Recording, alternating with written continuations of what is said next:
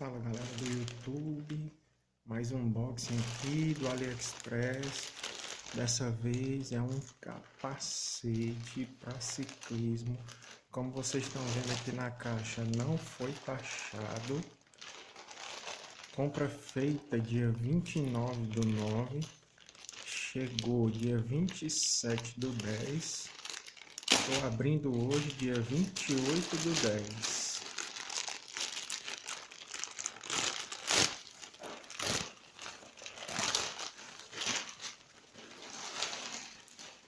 Bem embalado, bem protegido.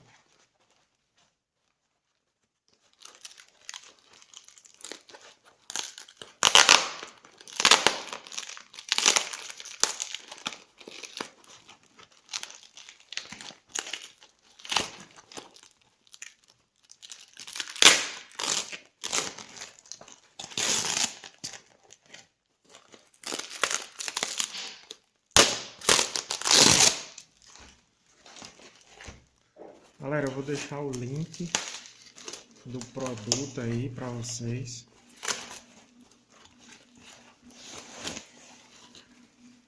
Olha como veio embalado, bem protegido, viu? Já comprei um capacete, mas não veio tão bem embalado assim não.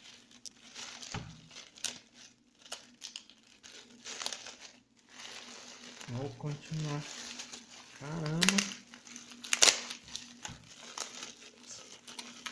Esse plástico eu vou rasgar.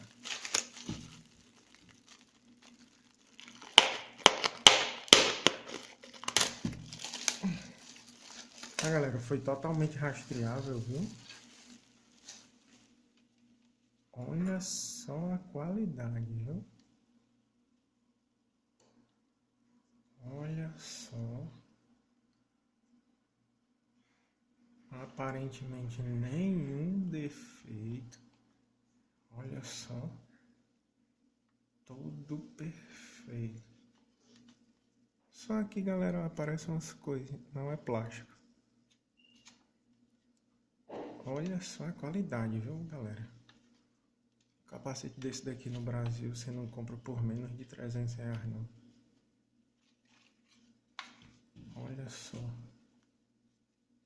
Muito bem feito, ó. Todo acolchoado. Muito bom, viu, galera? Galera, se inscreve no canal. Daqui a pouco tem mais vídeo. Tô fazendo um monte de compra diferente. Confere aí o canal, se inscreve e aguarda o próximo. Valeu!